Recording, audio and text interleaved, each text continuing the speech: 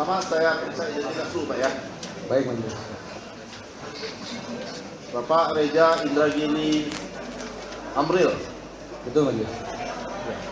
Amril ini bacanya Amril kan? Akan lebih tepat dibaca Amrial. Oh Amril ya, sorry. Lahir di Jakarta 19 Desember tahun 74. Betul Majelis. Jenis kelamin laki-laki, alamatnya Jalan Laksamana 3 nomor 7 RT 016 RW 004 Bambu Apus Cipayung Pak ya. Agamanya apa Pak? Islam Majelis. Bapak pekerjaan di KTP Bapak sebagai dosen. Tercantum sebagai dosen, tapi hari ini saya membawa surat tugas dari organisasi kami Majelis, yaitu Indonesia Police Watch.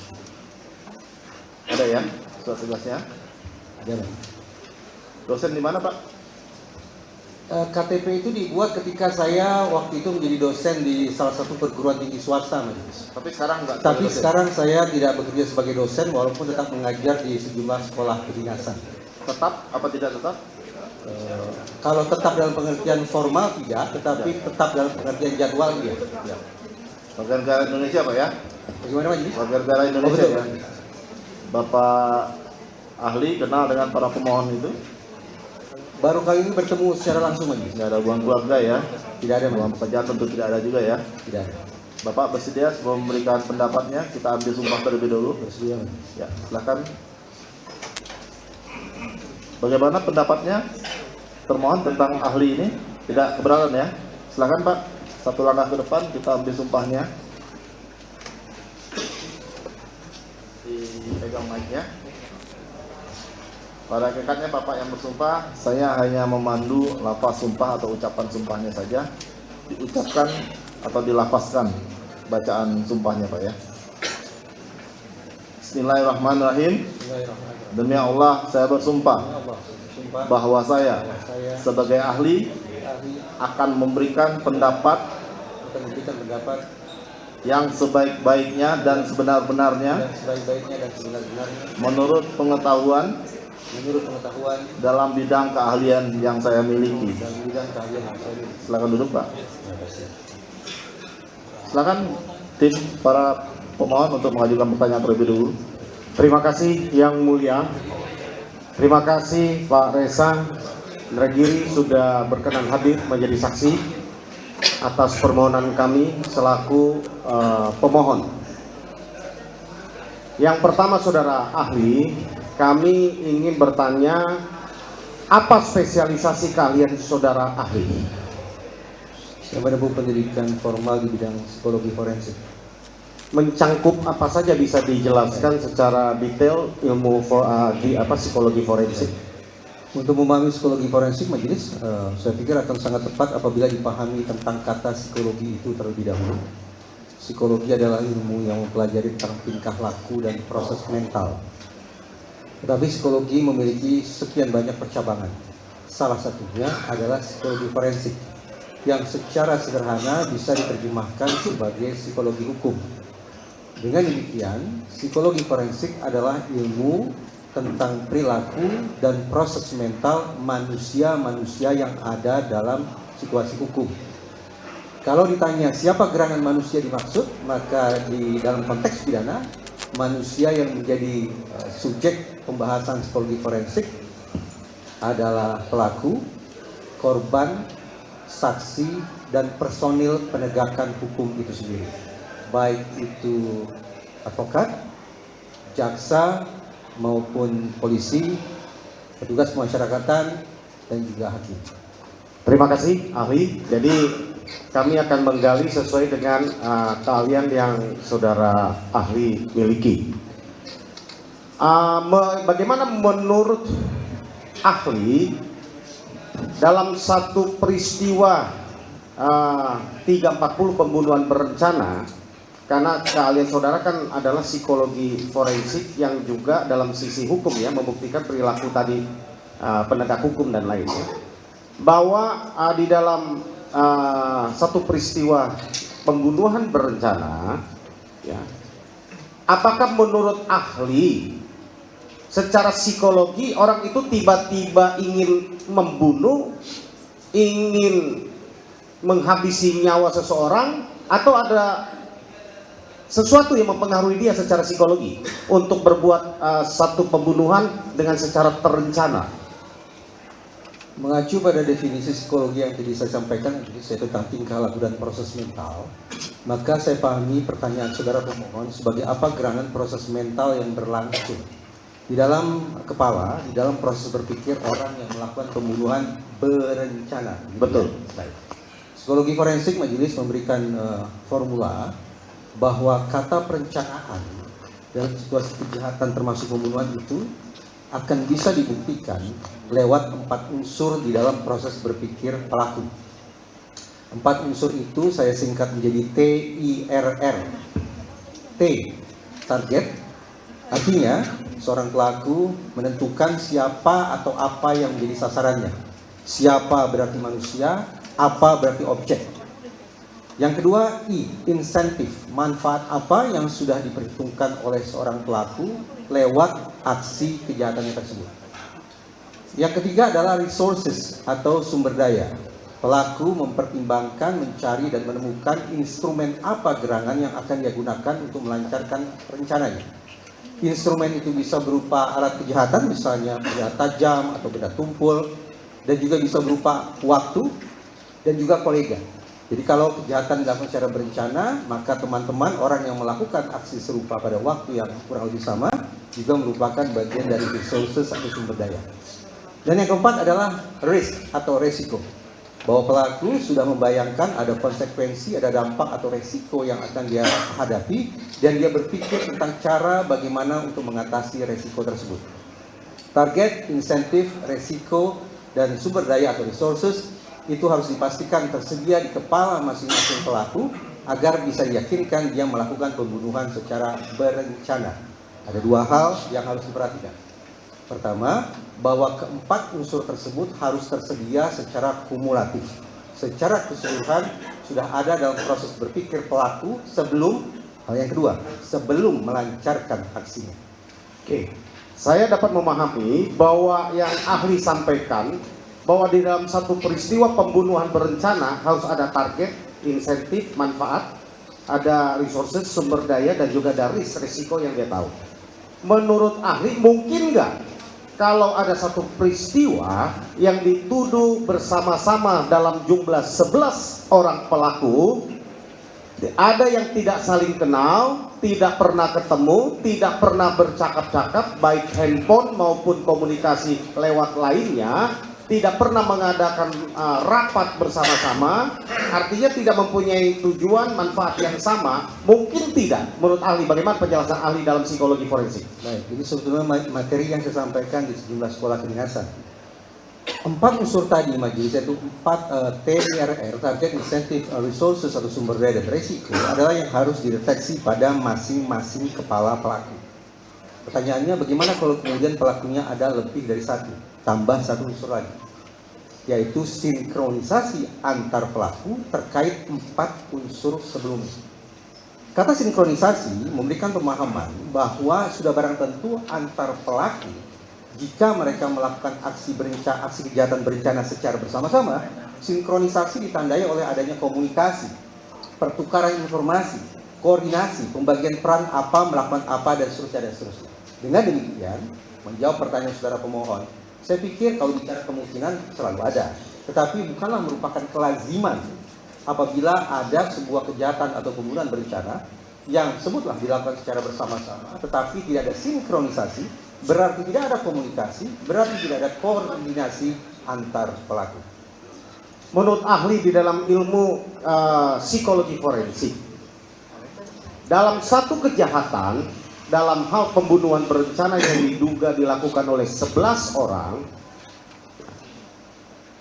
dengan satu peristiwa seandainya dimulai dari kejar-kejaran, dari nongkrong, mohon maaf saya ulang, dari nongkrong di satu tempat bersama-sama 11 orang, lalu melakukan pengejaran, lalu sesudah memukul, lalu mengambil alih, menginisiatif untuk mengembalikan tubuh itu ke satu lokasi tanah kosong, harus putar, lalu melakukan tindak pidana itu, lalu mengembalikan lagi, merencanakan seolah-olah itu suatu peristiwa kecelakaan.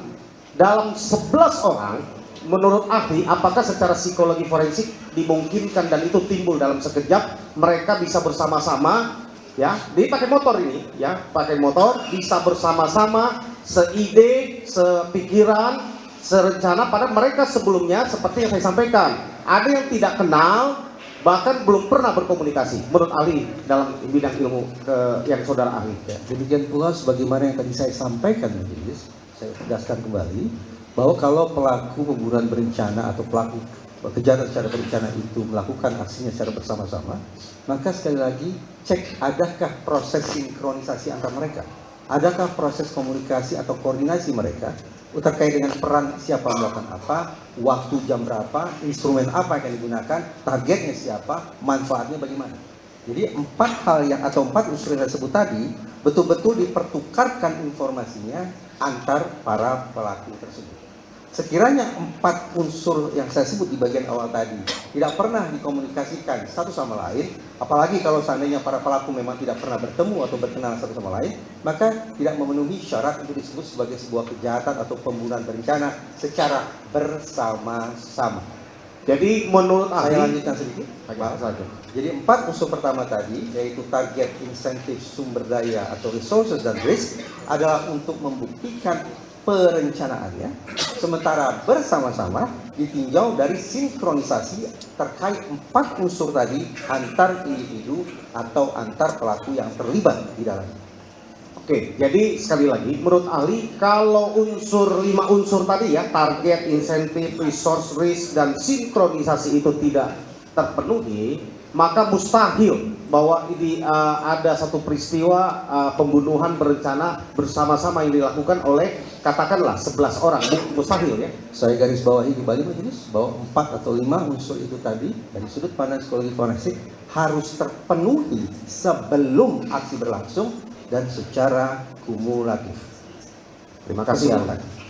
Oke, menurut ahli, kira-kira apa motif yang membuat seseorang untuk melakukan suatu pembunuhan yang berencana?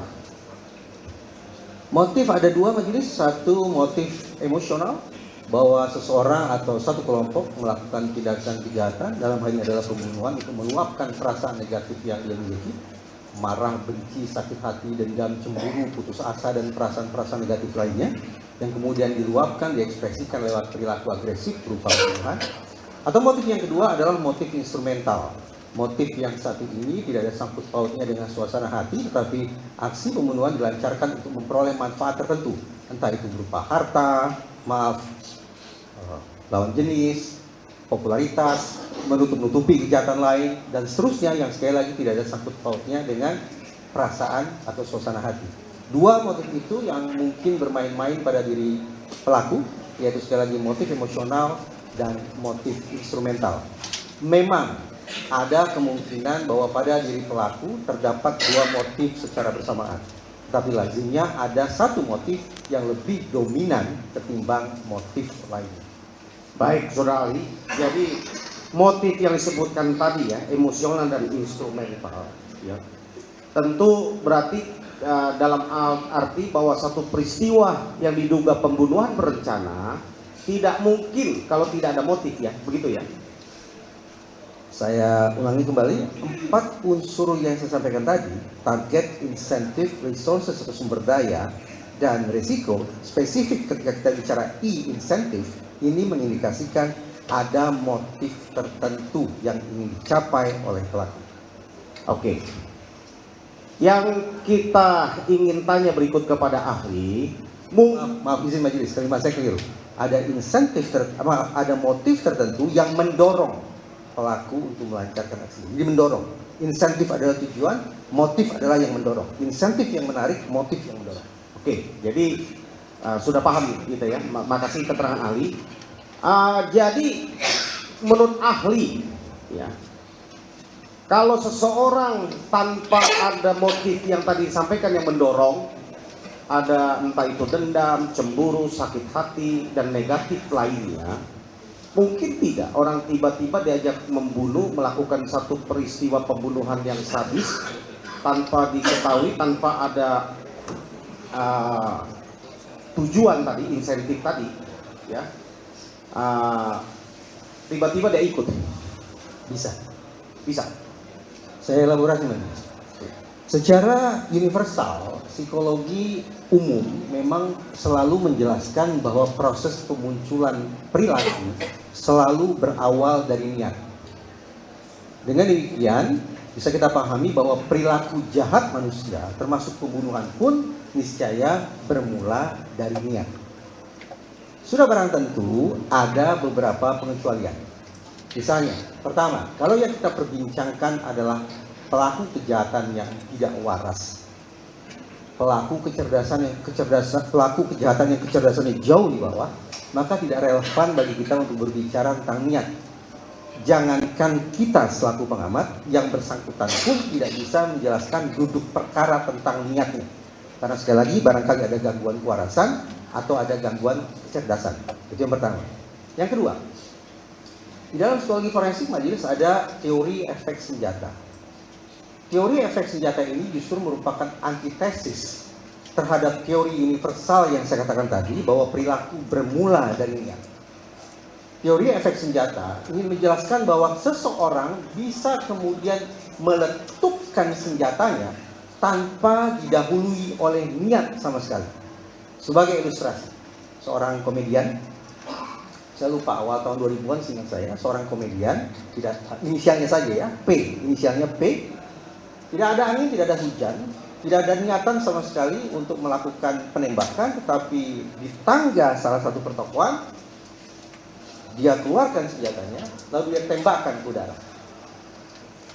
Perilaku komedian berinisial P ini merupakan contoh berlangsungnya apa yang tadi saya sebut teori efek senjata.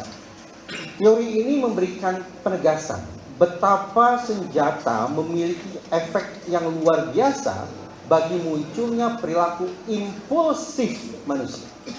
Sehingga seseorang yang tidak memiliki niat untuk melakukan kejahatan pun hanya dengan memegang, bahkan hanya dengan melihat keberadaan senjata dalam jarak dekat, bisa terpantik untuk melakukan perbuatan impulsif.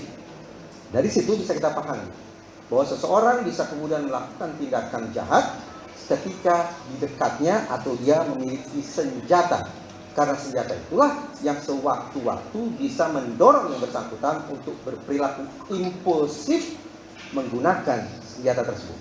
Impulsif berarti tidak sungguh-sungguh didahului oleh sebuah niat. Oke, terima kasih ahli. Ya, kami ingin menggali tentang niat dan motif ini karena ini sangat penting. Di dalam satu peristiwa yang tadi kami andaikan dilakukan oleh 11 orang, ya. Lalu yang ahli sampaikan tadi lewat target siapa, insentif, manfaat, resources, sumber daya, risikonya, sinkronisasinya, dalam konteks kita sampaikan tadi intinya harus ada motif, ya. Sedangkan motif itu tidak bisa dibuktikan lewat apa dia komunikasikannya, disalurkannya lewat apa, ya. Apakah mungkin 11 orang nongkrong di tempat yang sama secara psikologi forensik, ya, kalian yang ahli miliki, tiba-tiba ada dua temannya yang memulai tiba-tiba melempari seseorang misalkan, atau mengejar seseorang, yang lain itu tiba-tiba tanpa ada tahu sebabnya, tanpa tahu ada motifnya, tanpa tahu tujuannya, lalu ikut-ikutan mengejar, lalu membagi peran dan sampai melakukan kejahatan yang luar biasa, menusuk sampai memperkosa dan sebagainya. Bagaimana pandangan ahli? Kembali majelis, kalau situasi itu disebut sebagai kejahatan berencana, kata perencanaan tadi saya sampaikan berulang kali, kata perencanaan itu hanya bisa relevan ketika 4-5 unsur tadi bisa dibuktikan. Kalau 4-5 unsur tadi tidak bisa dibuktikan, terdapat dalam proses berpikir pelaku maupun para pelaku, maka sudah kata perencanaan tidak relevan di situ. Ya, tidak bisa dibuktikan di situ. Kami hanya untuk menekankan kembali ahli. Kita ke topik yang lain. Menurut ahli, seseorang, kemampuan fisik mental seseorang menghadapi tekanan secara psikologi terhadap tekanan fisik, tekanan mental, diancam, di dalam keadaan lapar, fisik misalnya, haus dan sebagainya. Ya. Sampai batasan mana menurut ahli di dalam ilmu keahlian saudara melihat bahwa kalau ada kondisi demikian menimpa seseorang? Jadi kondisi kejiwaannya atau kondisi apa yang dia katakan, apa yang dibuat seseorang yang katakanlah dalam posisi ditekan secara fisik, ya, dipukul, diancam, disiksa, lalu dalam kondisi yang tidak makan, tidak minum, gitu kan? Kira-kira secara ilmu apa yang akan dia lakukan? Biasanya orang dalam kondisi demikian itu, kalau dipaksa atau dikatakan dia diminta untuk diambil keterangannya atau apa, bagaimana kira-kira? Awalnya majelis saya tidak menemukan konteks psikologi forensik di situ. Tapi kalau kemudian saudara pemohon menggunakan frasa diminta keterangan segala macam, berarti saya bayangkan sebuah proses pemeriksaan, proses interogasi. Saya akan menjelaskannya begini majelis. Saya mulai dari hilir terlebih dahulu untuk memudahkan. Majelis psikologi forensik tidak mengharamkan yang namanya keterangan, baik itu dari saksi atau pengakuan dari pelaku, ingin dicari, ingin digali, silakan. Tetapi psikologi forensik sudah sampai pada sebuah simpulan bahwa barang yang paling merusak pengungkapan kebenaran, barang yang paling mengganggu pengungkapan fakta, barang yang paling mungkin mengacaukan proses penegakan hukum, justru keterangan. Pertanyaannya, kenapa psikologi forensik sampai pada sebuah simpulan yang sedemikian ekstrim? Jawabannya adalah karena psikologi forensik yakin betul ingatan manusia yang menjadi sumber bagi keluarnya keterangan itu, ingatan manusia rentan mengalami fragmentasi, pecah-pecah, dan rentan mengalami distorsi, belok kanan, belok kiri. Jadi kita bisa bayangkan seorang terperiksa ketika dia ditekan untuk kemudian menyampaikan suatu keterangan, maka kemungkinan bahwa ingatannya, informasinya menjadi terfragmentasi dan terdistorsi sangat besar. Akibatnya muncullah keterangan palsu atau false confession. Nah, sekarang saya bergerak ke hulu. Ada 3 jenis keterangan palsu. Kalau keterangan yang benar, true confession, kita tidak usah persoalkan karena itu sudah true. Yang kita persoalkan, yang jadi sorotan saya sekarang adalah false confession. Perlu saya eja atau tidak? Cukup, yang mulia. Tidak perlu dieja. Cukup Ali. Tidak perlu dieja. Tidak perlu. Tidak perlu. False confession atau keterangan palsu ada 3 jenis.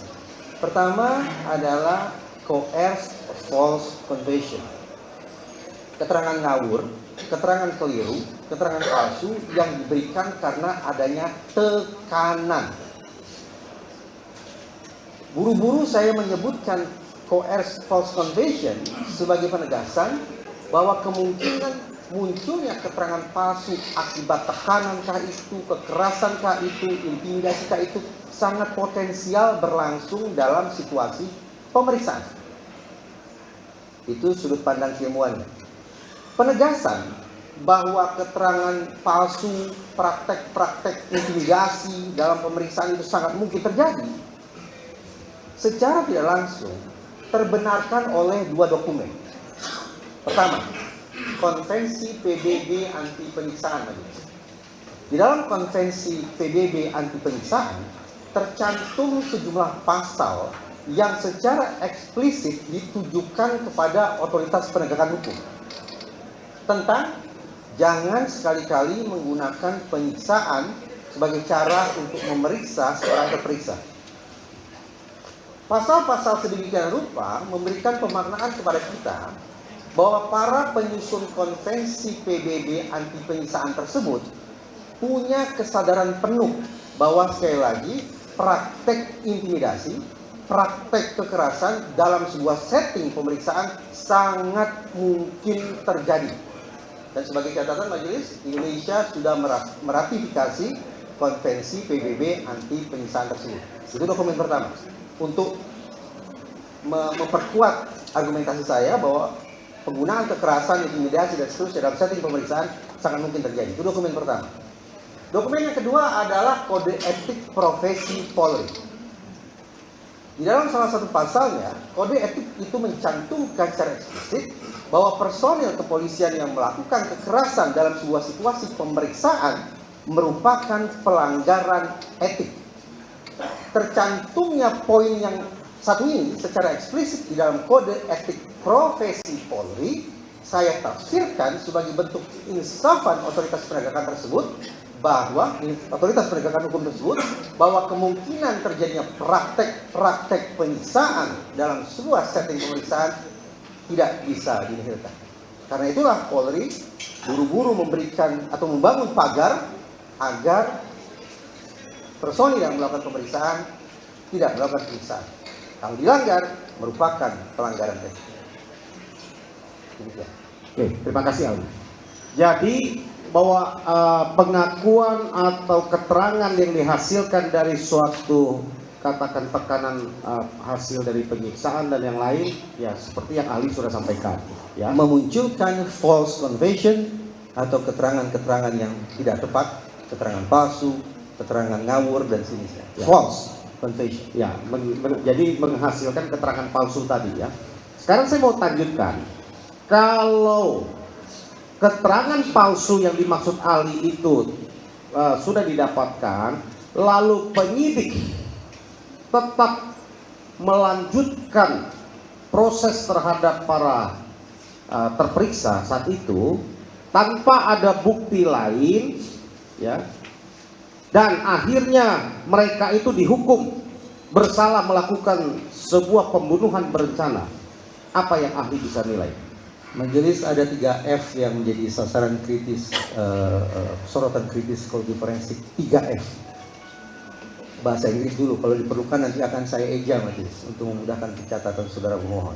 3 F. F pertama adalah false confession, berpadu dengan forensic fraud, pemalsuan bukti-bukti forensik, penghilangan bukti-bukti forensik, itu forensic fraud, yang ujungnya adalah fake crime, yang hari ini populer digunakan istilah kriminalisasi. Fake crime, kejahatan yang tidak ada, pidana yang tidak ada, diada-adakan, yang merupakan resultan atau hasil dari, sekali lagi, false confession yang berkombinasi dengan forensic fraud, pengacauan terhadap perusakan, penghilangan dan sejenisnya terhadap bukti-bukti forensik. 3 F.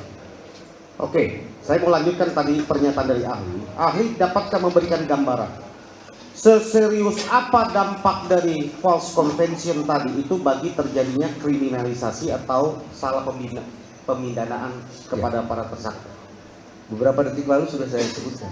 Ketika false confession sendiri merupakan barang yang sangat ringkih, bisa mengacaukan, tadi saya sampaikan, keterangan, apalagi keterangan yang diperoleh dengan cara-cara kekerasan, sangat mungkin mengacaukan proses penegakan hukum, itu sudah saya sebut beberapa menit lalu.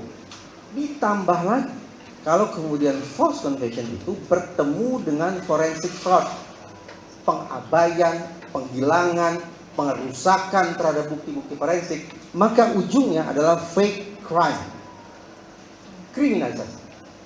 Genap. Majelis, ada satu temuan yang menurut saya fantastis. Ini menunjukkan, saya tafsirkan sebagai sikap legowo otoritas penegakan hukum terhadap kemungkinan error mereka dalam bekerja. Di sejumlah negara, di organisasi kepolisian mereka membentuk satu unit khusus, yaitu Conviction Integrity Unit. Conviction Integrity Unit. Conviction Integrity Unit adalah unit yang sengaja dibentuk untuk melakukan pengecekan ulang, melakukan eksaminasi. Ada juga menggunakan istilah exoneration terhadap kasus-kasus terdahulu yang bahkan otoritas penegakan hukum sendiri pun akhirnya bertanya-tanya, apakah kerja kami sudah tepat atau tidak pada kasus-kasus tersebut. Nah, sekian lama Conviction Integrity Unit itu bekerja, lalu dilakukan riset. Pertanyaan yang ingin dijawab adalah, berdasarkan temuan Conviction Integrity Unit, apa gerangan yang membuat proses penegakan hukum menjadi centang perenang. Daftarnya panjang, tapi ada dua yang terutama karena ini bersinkron dengan sekian banyak temuan lainnya. Pertama, bahwa otoritas penegakan hukum itu sendiri, spesifik kepolisian, karena Conviction Integrity Unit dibentuk oleh kepolisian, bahwa otoritas penegakan hukum sendiri, dalam hal ini adalah kepolisian, yang secara sengaja menghilangkan, menyimpan, menutup bukti-bukti yang sekiranya dibuka akan bisa menguntungkan terdakwa. Jadi munculnya kekacauan proses penegakan hukum berdasarkan riset yang dilakukan oleh Conviction Integrity Unit pertama adalah akibat ulah otoritas penegakan hukum sendiri. Ketika mereka memilih untuk menutup, menghilangkan, mengaburkan, mengacaukan bukti-bukti yang sekiranya dibuka akan bisa menguntungkan para terdakwa. Itu pertama. Yang kedua temuan majelis adalah false contagion.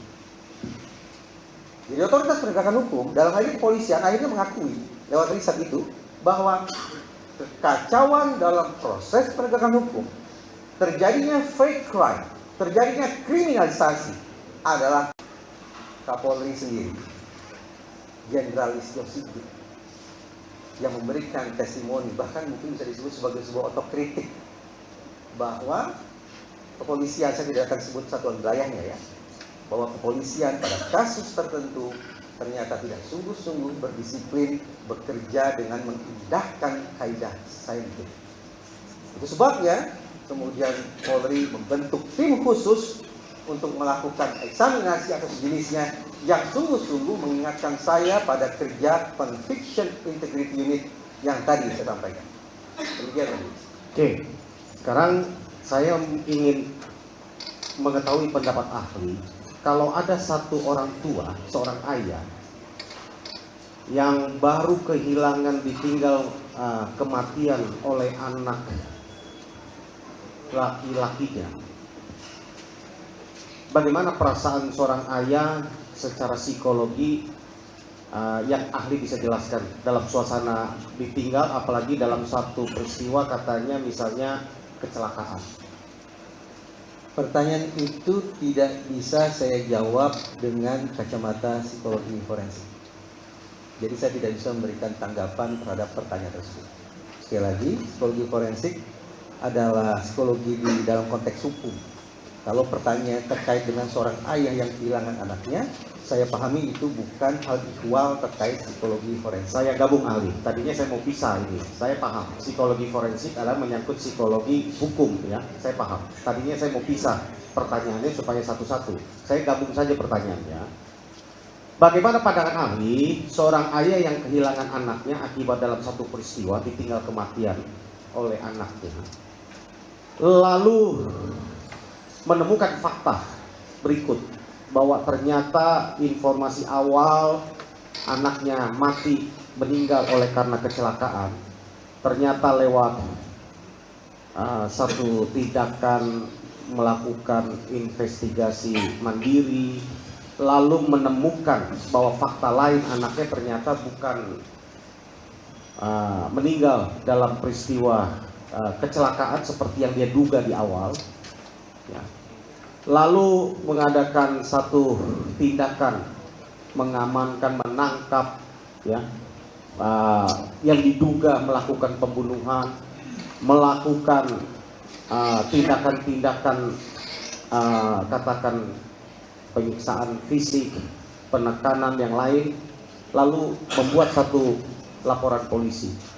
Menurut ahli dalam peristiwa itu dan psikologi forensik, bagaimana suasana hati ayah itu dan apa yang dilakukan itu apakah benar di mata psikologi hukum? Sebelum menjawab pertanyaan saudara pemohon, justru deskripsi yang saudara sampaikan itu mengingatkan saya pada pasal lain dalam Kode Etik Profesi Polri. Di dalam Kode Etik Profesi Polri ada satu pasal yang berbunyi kurang lebih seperti ini. Ketika personil mengalami konflik kepentingan dalam mengatasi atau dalam menangani suatu kasus, kemudian dia tidak mundur, itu pelanggaran etik. Sampai di sini saudara pemohon bisa menangkap maksud saya tidak? Ya, jadi sebelum masuk ke substansi, sebelum menjawab pertanyaan itu, justru saya teringat bahwa situasi itu boleh jadi potensial merupakan bentuk pelanggaran kode etik profesi Polri. Satu. Nah, sekarang menjawab pertanyaan saudara pemohon. Majelis, mazhab pertama dalam psikologi modern adalah psikoanalisis. Tokoh psikoanalisis adalah Sigmund Freud. Sigmund Freud mengatakan dalam situasi yang tidak menyenangkan, dalam situasi stres atau apapun itu intinya yang tidak menyenangkan, manusia secara kodrati akan melakukan mekanisme pertahanan diri. Mekanisme pertahanan diri yang dimaksud oleh Sigmund Freud sudah barang tentu mekanisme pertahanan diri psikologis, bukan fisik, tapi psikologis. Kata Sigmund Freud, kata dia ini, mekanisme pertahanan psikis yang paling tua dalam peradaban manusia, sekaligus merupakan mekanisme yang paling sering dipraktekkan umat manusia, adalah proyeksi. Bahasa Inggrisnya projection. Kalau di Indonesia kan secara sederhana, proyeksi atau projection adalah pengkambing hitaman. Jadi ketika seseorang berada dalam situasi tidak menyenangkan, apapun itu, dalam kondisi batin yang tidak positif, apapun bentuknya, maka mengacu pada teori Sigmund Freud, sangat mungkin bahwa mekanisme pertahanan psikis yang akan muncul seketika adalah projection atau pengkambing hitaman. Artinya, alih-alih menginsafi bahwa situasi yang tidak menyenangkan, bahwa kondisi batin yang negatif itu adalah buah dari perbuatannya sendiri, manusia akan cenderung, kata Sigmund Freud, akan cenderung mencari pihak lain yang harus dia kambing hitamkan, yang harus dia salahkan, tanda petik, yang harus dia minta pertanggungjawabannya terhadap pemunculan situasi yang tidak menyenangkan tersebut. Mengacu pada teori psikoanalisis yang satu ini dari Sigmund Freud, maka menjawab pertanyaan saudara pemohon, dalam situasi yang tadi saudara gambarkan itu, tentang seorang ayah dan seterusnya itu, maka dari kacamata psikoanalisa sangat mungkin yang bersangkutan melakukan mekanisme pertahanan diri yang paling tua sekaligus yang paling sering dipraktekkan umat manusia, yaitu proyeksi. Mencari-cari pihak di luar dirinya yang harus dia anggap sebagai pihak yang harus disalahkan. Proyeksi, projection, pengkambing hitaman. Kalau setelah yang ahli sampaikan tadi, lalu katakanlah seorang ayah tadi secara hati kecil ya mungkin dia tahu bahwa yang sudah dia lakukan itu, proyeksi tadi itu adalah yang dia lakukan salah, ya, bahwa yang dia duga bahwa ini pelakunya, tapi sudah kadung dia memukul, menyiksa, sudah mengadakan penganiayaan, mengadakan katakan sudah kadung lah, ya, sudah tanggung itu dia lakukan. Secara psikologi forensik biasanya apa yang dilakukan oleh seorang ayah yang demikian itu? Sebetulnya tidak hanya seorang ayah ya, setiap manusia pun akan cenderung melakukan projection atau pengkambing hitaman. Saya tambah perspektif teorinya ya. Dalam psikoanalisa atau Sigmund Freud, kata Sigmund Freud, sebutlah sumber energi bagi mekanisme pertahanan psikis itu berasal dari alam bawah sadar manusia.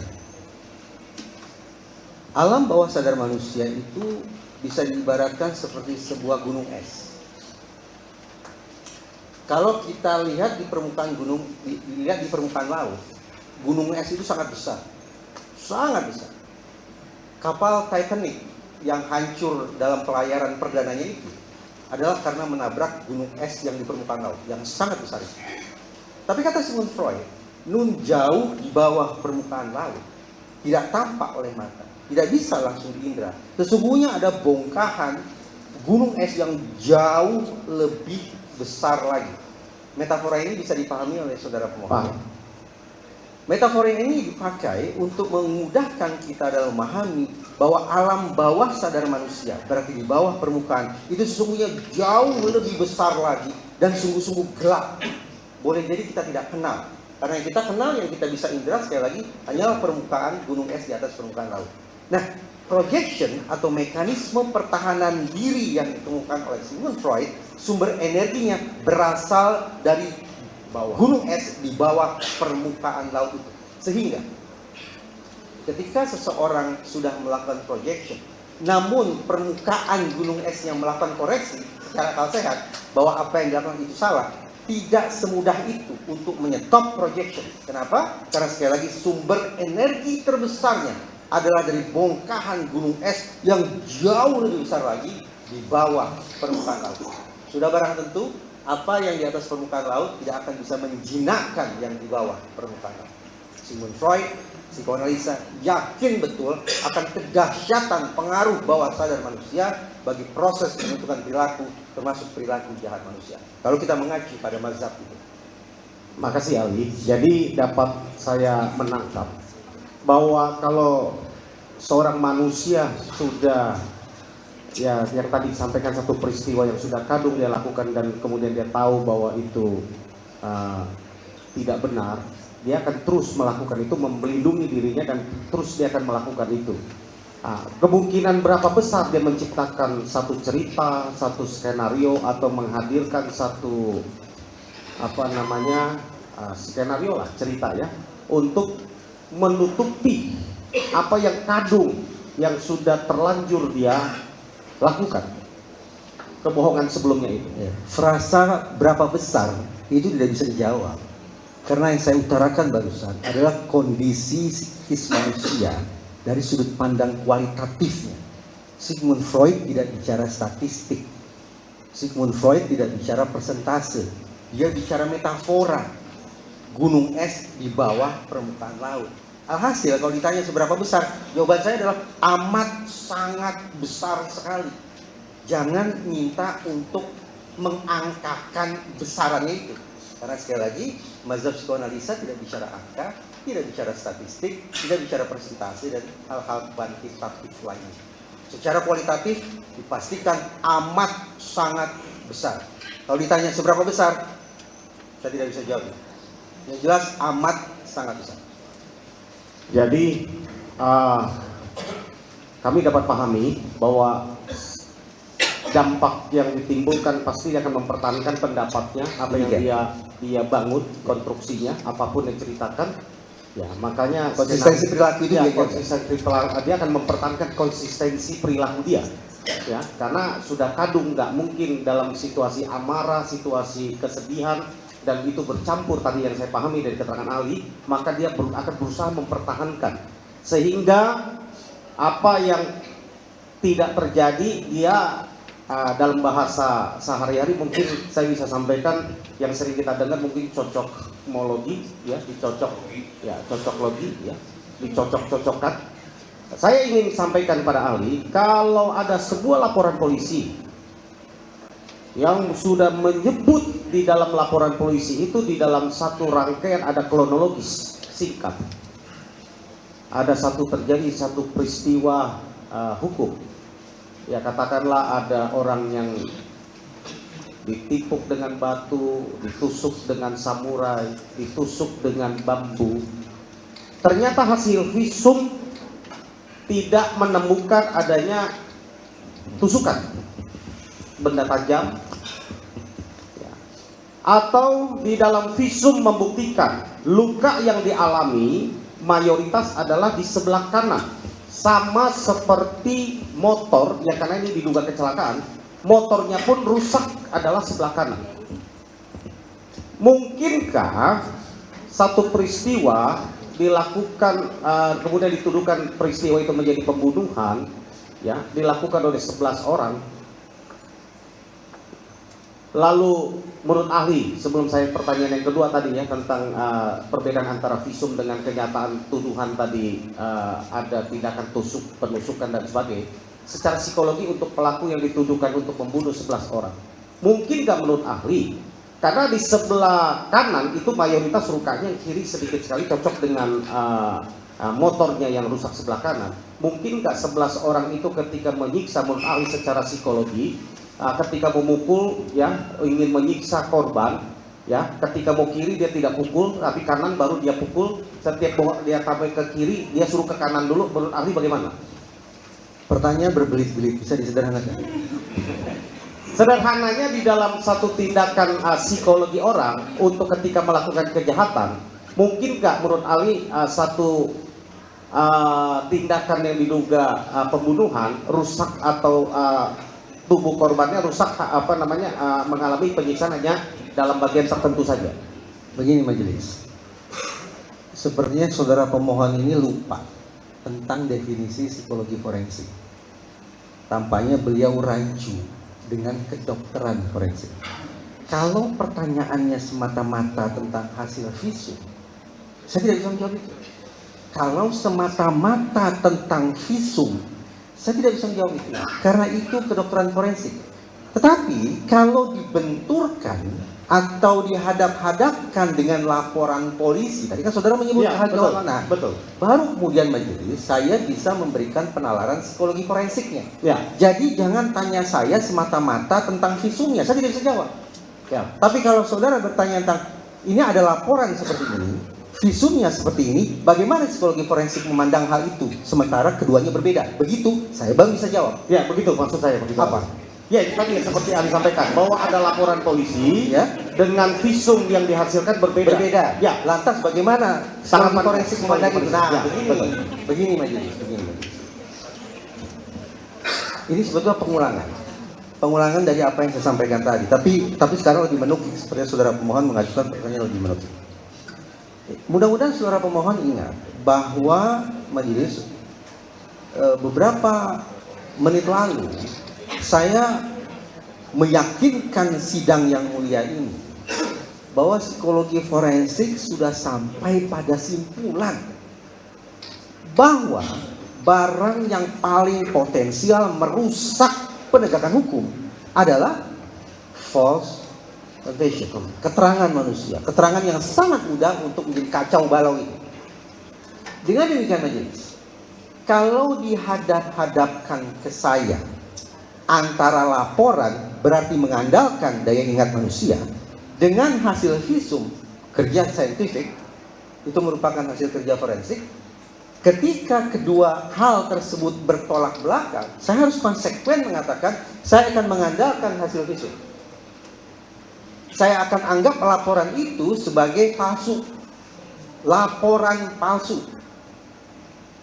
Mengingat betapa rentannya, rusaknya ingatan manusia yang menjadi titik awal bagi penyusunan laporan tersebut. Nah, tadi saudara pemohon mengatakan di dalam laporan ada tusuk segala macam. Di visum bagaimana? Tidak ada. Nah, tentangan berarti kan? Dari sudut pandang psikologi forensik, saya akan anggap sekali lagi ini lemah, isi laporan ini lemah, saya akan mengandalkan pada hasil kerja kedokteran forensik.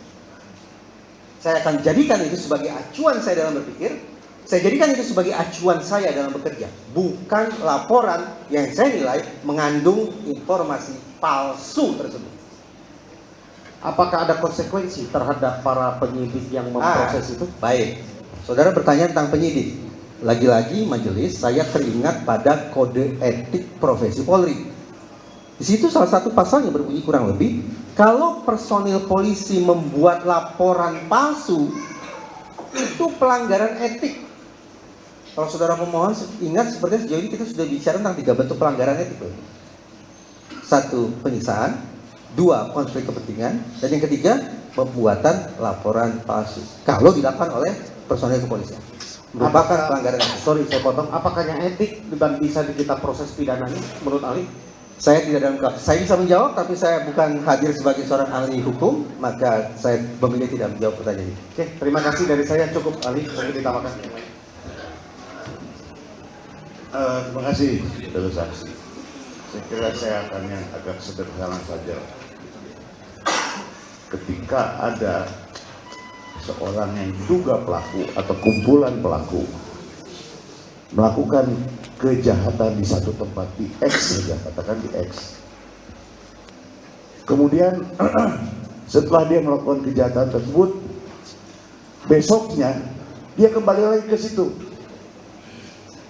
Bagaimana penilaian dari sisi psikologi forensik? Mungkin nggak itu terjadi terhadap pelaku-pelaku yang melakukan kejahatan, kemudian tidak melarikan diri, bahkan dia balik lagi ke situ sampai pada harinya ditangkap dia. Pembunuhan. Bisa diulang, maaf, pertanyaan. Jadi begini, ada sekelompok yang diduga menjadi pembunuh, sekelompok lah ya, saya nggak katakan jumlahnya, tapi sekelompok cukup banyak. Diduga dia membunuh, bahkan ruda paksa di satu tempat.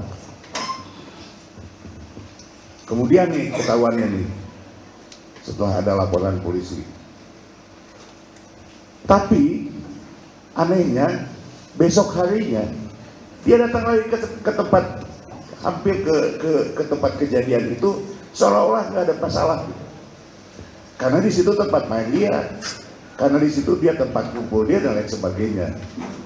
Nah, pertanyaan saya, apakah hal-hal seperti ini lumrah dalam ditinjau dari sisi psikologi forensik? Dan seperti biasanya pelaku yang melakukan kejahatan, biasanya dia langsung meninggalkan, melarikan diri dan tidak akan pernah kembali lagi ke tempat itu. Bagaimana pandangan?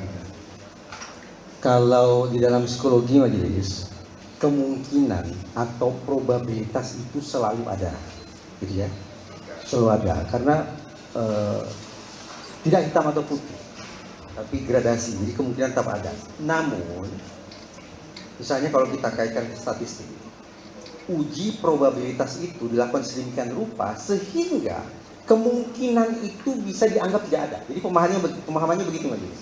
Di dalam statistika psikologi, kemungkinan itu selalu ada. Kemungkinan itu selalu ada. Tapi lewat uji statistik akan terbenarkan bahwa kemungkinan yang hanya sekian itu boleh diabaikan. Kalau kemudian diterjemahkan ke dalam bahasa awam, ya anggap saja kemungkinan tidak ada. Gitu ya, jadi pemahaman kata-kata kemungkinan. Ini untuk begini saudara pemohon, pada dasarnya kita beda alam. Ya, sarjana hukum tentu punya cara pandang, cara berpikir dan kosakatanya sendiri. Demikian pula psikologi. Jadi izinkan saya untuk sedikit mundur agar kemudian tidak terlalu berjarak dengan proses berpikir saudara pemohon yang notabene sarjana hukum, sementara saya sarjana psikologi. Gitu. Itu poin pertama yang saya sampaikan. Poin kedua, saudara pemohon tadi sempat saya sampaikan bahwa salah satu unsur yang harus dipikirkan oleh pelaku kejahatan adalah unsur R, yaitu resiko. Apa maksudnya? Seorang pelaku kejahatan sudah berpikir apa kira-kira resiko yang akan dia hadapi, apa konsekuensi dampak yang akan dia derita, apa dampak dari perbuatannya, sehingga dia tidak berhenti hanya pada pikiran ada tidak. Tapi R atau resiko bermakna bahwa setelah dia berpikir tentang keberadaan resiko itu, selanjutnya dia berpikir bagaimana cara mengatasinya, bagaimana cara mengatasi resiko-resiko tersebut. Nah, kalau kemudian ini kita jadikan sebagai pijakan berpikir, maka sudah kemungkinan selalu ada. Sekali lagi, tetapi kelumrahan manusia, dalam hal ini adalah manusia yang melakukan kejahatan, adalah dia akan atasi resiko itu dengan cara apa? Jangan sampai meninggalkan jejak, jangan sampai memperlihatkan diri, bangun alibi dan seterusnya. Jangan terekam CCTV, pengaruhi saksi, rusak TKP dan seterusnya. Termasuk kalau pelaku kejahatan kemudian datang kembali ke TKP-nya, dia melakukan ruda paksa, tadi disebut demikian, dia melakukan pembunuhan, kemudian keesokan harinya dia kembali. Mungkinkah itu? Sekali lagi, mungkin saja. Tetapi mengacu pada teori atau perspektif yang saya sampaikan barusan, kemungkinan itu terlalu kecil sehingga kita boleh mengesampingkannya. Dalam bahasa awam, kita bisa anggap kemungkinan itu tidak ada. Karena itulah R, esensi R. Risiko sudah dia pikirkan, dan dia harus melakukan segala macam upaya untuk memastikan risiko itu bisa dia kendalikan. Rusak TKP-nya, rusak CCTV-nya, bangun alibinya, pengaruhi saksinya, lakukan hengki-pengki barangkali dengan oknum penegakan hukum dan seterusnya untuk memastikan resiko berada dalam kendali saya. Terima kasih. Saya pikir. Bung Resa Indragiri sebagai ahli forensik, psikologi forensik. Saya ingin bertanya berdasarkan pengalaman saudara sebagai ahli psikologi forensik. Apa saja faktor psikologi yang memerlukan atau yang perlu diperhatikan untuk menentukan tentang seseorang menjadi pelaku pembunuhan atau bukan pelaku pembunuhan? Saya belum sepenuhnya paham akan pertanyaan saudara pemohon majelis. Bisa diulang? Berdasarkan pengalaman Anda sebagai ahli psikologi forensik, apa saja faktor psikologi yang perlu diperhatikan untuk menentukan seseorang sebagai pelaku pembunuhan atau bukan pelaku pembunuhan?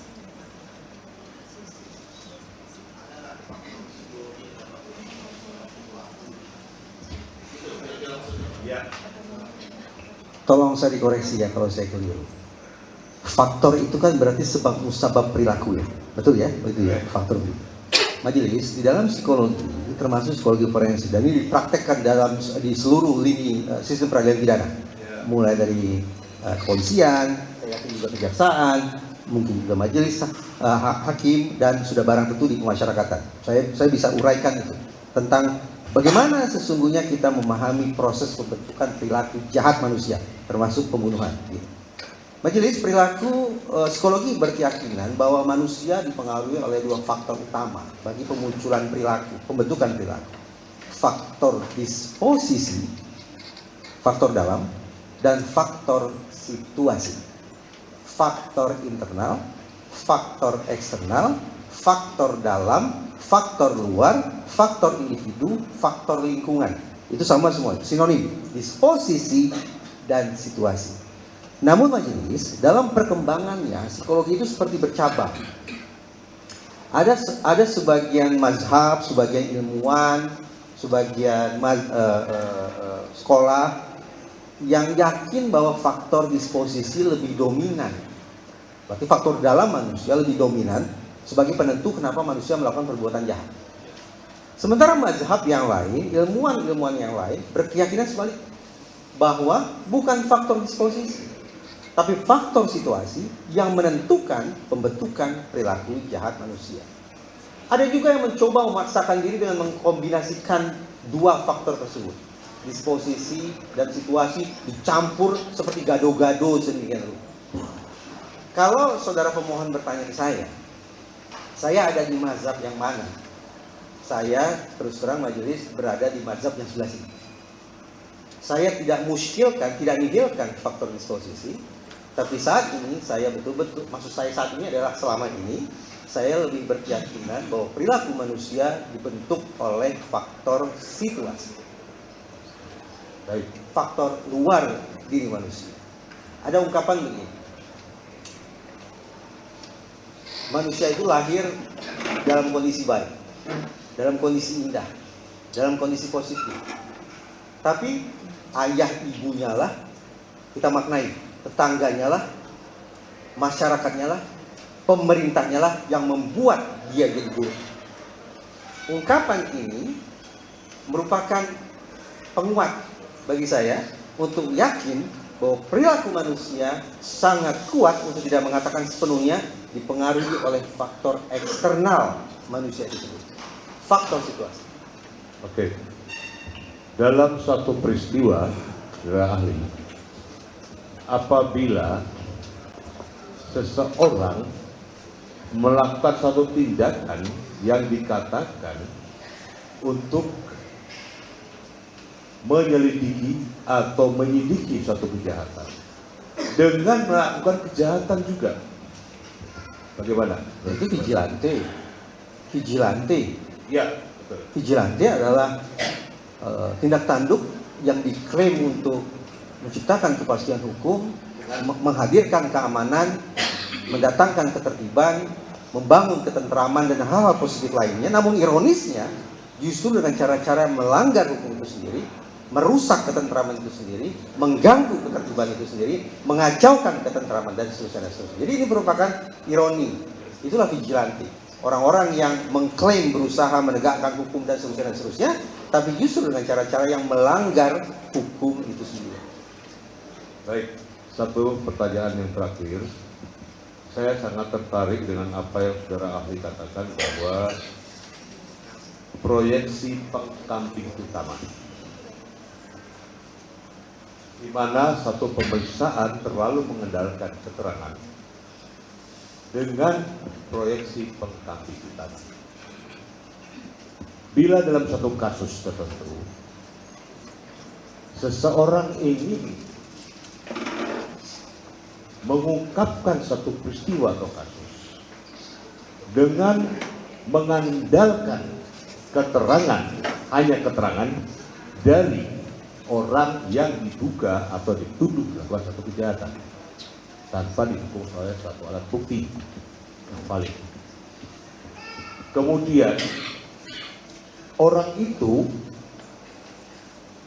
pada akhirnya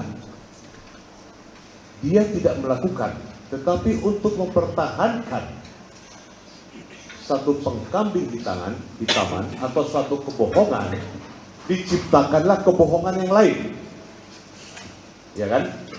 Diciptakan kebohongan lain untuk menutup kebohongan yang awal, sampai pada tingkatan baik itu penuntutan maupun penghakiman.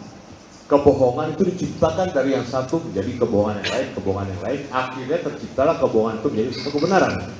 Bagaimana menurut Koreksi? Majelis, sebelum saya menanggapi pertanyaan saudara pemohon, saya terlebih dahulu harus menyampaikan permohonan maaf kepada baik itu majelis maupun kepada bapak-bapak advokat dan juga bapak-bapak dan ibu jaksa. Karena ini terus terang salah satu materi yang saya sampaikan ketika saya mengajar misalnya di Mahkamah Agung. Pertanyaannya begini. Sekali lagi saya mohon maaf majelis. Ada klaim kan begini, ada pernyataan normatif begini. Praduga tak bersalah. Sekarang kalau pertanyaan itu diajukan ke saya akan katakan begini. Saya dengan segala hormat tidak teryakinkan bahwa dengan segala hormat semua orang di ruang penegakan hukum yang mulia ini sungguh-sungguh bisa konsisten dengan aturan main itu. Pertanyaannya, kenapa saudara sedemikian negatif berpandangan tentang personil penegakan hukum, begitu ya? Mungkin ini saya membayangkan sebuah dialog di ruang kuliah. Jawaban saya begini. Dari sudut pandang psikologi forensik, kerja jaksa, kerja advokat 100% bertolak belakang dan tidak mungkin sangat kecil kemungkinannya beralih posisi. Maksudnya begini, ketika seorang terdakwa duduk di kursi pesakitan, jaksa dari sudut pandang psikologi forensik niscaya akan mencari, menggali, mengeksplorasi faktor disposisi. Saudara jaksa bisa mengikuti maksud saya tidak? Tadi sempat saya jelaskan apa itu disposisi dan apa itu situasi. Disposisi adalah faktor internal, faktor diri orang yang bersangkutan. Situasi adalah faktor eksternal. Jadi ketika seorang terdakwa duduk di sini, seorang saksi duduk di sini, proses berpikir jaksa adalah menemukan faktor disposisi pada diri terdakwa. Karena ketika jaksa berhasil menemukan faktor disposisi itu, maka jaksa punya alasan untuk mengatakan terdakwa bersalah. Semakin yakin jaksa bahwa mereka sudah menemukan faktor disposisi, maka semakin besar pula kemungkinan mereka akan mengajukan tuntutan yang sangat berat bagi diri terdakwa. Karena mereka teryakinkan bahwa tidak ada pihak lain, tidak ada faktor situasi, tidak ada faktor eksternal, tidak ada faktor lingkungan apapun kecuali faktor disposisi, kecuali faktor dalam, kecuali faktor orang, kecuali faktor terdakwa itu sendiri yang melakukan, yang menjadi latar belakang terjadinya peristiwa pidana. Itu proses berpikir jaksa. Proses berpikir advokat adalah sebaliknya. Mereka berpikir by default, otomatis mencari faktor situasi. Bahwa mereka harus meyakinkan semua pihak, peristiwa pidana itu terjadi bukan karena terdakwa, tapi karena faktor di luar diri terdakwa. Eksternal, situasi, lingkungan, orang lain, dan seterusnya. Semakin advokat atau penasihat hukum yakin bahwa perbuatan pidana atau peristiwa pidana itu terjadi karena faktor situasi, bukan karena faktor terdakwa, maka penasihat hukum semakin percaya diri untuk mengatakan klien kami tidak bersalah. Mudah-mudahan bisa dipahami. Mudah-mudahan bisa dipahami. Nah sekarang, apakah saya boleh berlanjut tentang proses berpikir hakim majelis? Baik. Kalau dipandang tidak layak, saya berhenti sampai di sini. Baik, berarti majelis mengizinkan saya untuk lanjut. Baik. Saya diam sebentar untuk memastikan saya memilih kosakata yang tepat majelis. Saya karena ya serius majelis. Saya tidak mau memunculkan kesan bahwa saya sedang menghina lembaga peradilan, sama sekali tidak. Saya tidak mau memunculkan kesan bahwa saya melakukan ya katakanlah contempt of court atau tidak. Saya menjunjung penuh rasa hormat saya terhadap institusi peradilan, terhadap majelis. Saya lanjut majelis? Silakan, Pak. Baik. Tadi saya sudah sampai pada sebuah simpulan, jaksa tidak mungkin bergeser mencari faktor situasi. Sebagaimana advokat atau pengacara tidak mungkin bergeser mencari faktor disposisi. Nah, sekarang bagaimana posisi hakim? Begini. Sudah barang tentu dengan duduk di tengah, kenapa saya harus melihat saudara terus ya? Jadi kesannya saya jadi malah berpihak nih. Saya lihat majelis saja. Sesungguh majelis saya merasa merasa rendah lah duduk di kursi ini. Jadi berat juga menatap ke arah majelis. Apalagi karena posisinya kan berbeda. Mendongak bukanlah sebuah posisi yang menyenangkan untuk dilakukan. Tapi ya sudah tidak apa. Dengan duduk di tengah, maka kita terus menerus yakinkan diri kita bahwa hakim berada pada posisi yang netral. Ibarat sebuah garis, di sini kutub sebelah sini ada penasihat hukum, di kutub sini ada jaksa, di tengah adalah hakim. Normatif seperti itu, tetapi dengan segala hormat majelis, saya tidak teryakinkan. Saya tidak teryakinkan. Kenapa? Karena saya bisa dikoreksi sekiranya saya salah, mohon dimaafkan.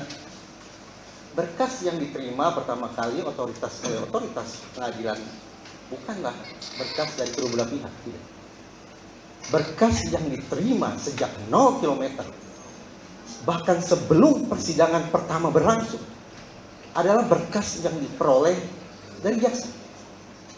Itu mengakibatkan betapapun secara teoritis hakim berada di tengah, tapi dari sudut pandang psikologi forensik, saya punya alasan paling tidak untuk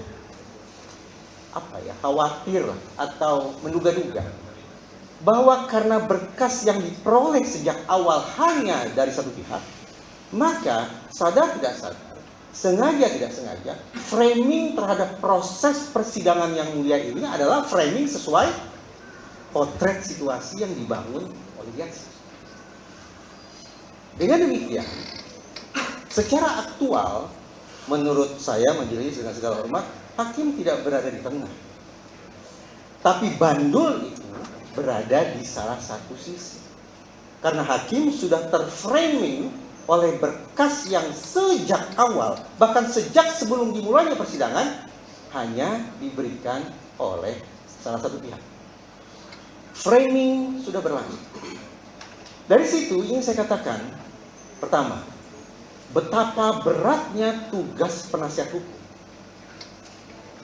Karena penasihat hukum, maaf kalau kosakata saya tidak baik majelis, penasihat hukum harus bekerja keras untuk membetot kaki hakim, untuk berpindah dari satu kutub ke kutub netral kembali, bahkan syukur-syukur pindah ke kutub mereka. Dengan kata lain, ketika persidangan ini dimulai, pihak jaksa sudah mendapatkan bonus 1 poin. Sementara penasihat hukum 0. Tugas mereka adalah mengembalikan kedudukan ke 0-0, draw, imbang. Bahkan syukur-syukur mereka berusaha mengembalikan posisi ke 0-1. 1 untuk mereka. Dengan kata lain, dalam bahasa psikologi begini majelis, hakim sejak awal sudah mengalami framing. Yang harus dilakukan adalah deframing, menetralisasi efek framing, kemudian reframing, membangun framing ulang sebagaimana yang diinginkan oleh pihak seberang. Dari situ majelis, Saya terus terang jadi lupa pertanyaan saudara pemohon apa. Tetapi yang, ya, terus terang. Tapi mudah-mudahan ini relevan. Mudah-mudahan saudara. Ya. Tentang praduga tak bersalah tadi ya. Nah, kalau saudara pemohon mengatakan bagaimana pandangan saya tentang praduga tak bersalah, izin majelis, saya dari sudut pandang keilmuan saya yang jelas punya keterbatasan ini, saya tidak yakinkan. Saya tidak yakin siapapun di ruangan sidang yang mulia ini, baik itu dengan segala hormat otoritas kejaksaan, otoritas advokat, dan dengan segala hormat otoritas hakim, sungguh-sungguh berada pada titik praduga, berada pada titik netral. Saya tidak yakin. Dengan segala hormat, demikian. Jadi saya tambahkan sedikit lagi supaya tuntas. Memang menjadi kerja yang luar biasa berat bagi terutama otoritas hakim untuk tidak terframing baik secara sengaja maupun tidak sengaja, sadar tidak sadar, tidak terframing sejak awal oleh berkas yang disodorkan oleh jaksa. Itu kerja yang luar biasa berat. Kalau kita bersepakat bahwa setiap manusia punya kecenderungan untuk menjaga konsistensi perilaku, maka resiko yang mungkin muncul adalah confirmation bias konfirmasi. Apa itu bias konfirmasi? Proses persidangan ini dari kacamata jaksa, dari sesi ke sesi, dari saksi ke saksi adalah proses konfirmasi belaka. Terus menerus mereka berusaha menciptakan sebuah situasi agar keyakinan mereka semakin teguh, dan seterusnya. Confirmation bias. Jadi mereka akan saring informasi. Mereka akan pilih mana informasi yang sekiranya akan memperteguh posisi mereka bahwa terdakwalah dalam kurung faktor disposisi lah yang bermain dalam peristiwa pidana itu. Sebaliknya demikian pula, penasihat hukum mereka juga akan terperangkap dalam confirmation bias. Bahwa mereka akan terus-menerus berusaha mempertahankan posisi mereka, meneguhkan keyakinan mereka bahwa faktor situasilah yang menyebabkan terjadinya peristiwa pidana itu. Bagaimana dengan hakim? Tadi saya katakan majelis, kalau kita bersepakat bahwa pada dasarnya fokus dulu. Maaf. Kalau kita bersepakat bahwa dengan segala hormat, seandainya toganya dilepas, seragamnya ditanggalkan, dengan segala hormat majelis juga mungkin melepas toganya, meletakkan palunya, saya yakin bahwa proses berpikir kita sama, yaitu manusia. Dan manusia punya kecenderungan untuk mempertahankan keyakinannya, perilakunya, sampai melakukan bias konfirmasi. Hakim yang sudah berada di satu kutub framing tertentu akan terdorong secara manusiawi untuk mempertahankan keyakinannya, keteguhannya. Sehingga sadar tidak sadar, sengaja tidak sengaja terperangkap dalam sebuah bias konfirmasi, confirmation bias. Jadi benarkah ada azas praduga tak bersalah? Di buku ada. Dalam prakteknya, izinkan saya untuk menjadikannya tanda tanya. Terima kasih. Terima kasih. Mohon izin yang mulia, satu pertanyaan saja. Tadi ahli sudah menjelaskan soal TIRR. Saya ingin menjelaskan soal mohon pendapat pandangan ahli soal resources saja, soal prerogatif resources. Seberapa tinggi tingkat probabilitas pelaku yang menggunakan resources tertentu dalam pembunuhan berencana lalu menyimpannya? Seberapa tinggi? Terima kasih. Sama saudara pemohon, walaupun saudara bertanya tentang resources sumber daya, yaitu alat yang digunakan untuk perbuatan pidana, tetapi sesungguhnya saudara mengajak kita berdiskusi ulang tentang risk, bahwa keberadaan senjata akan kemudian bisa menjadi bukti. Alhasil, kalau itu dianggap akan bisa membahayakan alias menjadi resiko bagi pelaku, maka dia akan melakukan sekian banyak upaya untuk memastikan bahwa bukti itu tidak menjadi bukti, menghilangkannya, merusaknya, membakarnya, dan seterusnya. Soal probabilitas menyimpannya bagaimana? Sebagaimana saya katakan tadi, kalau probabilitas atau peluang selalu ada. Tetapi kenapa teori itu dibangun? Teori itu dibangun untuk meyakinkan kita bahwa kemungkinan atau peluang yang sedemikian kecil itu bisa kita kesampingkan. Terima kasih. Terima kasih yang mulia. Cukup ya?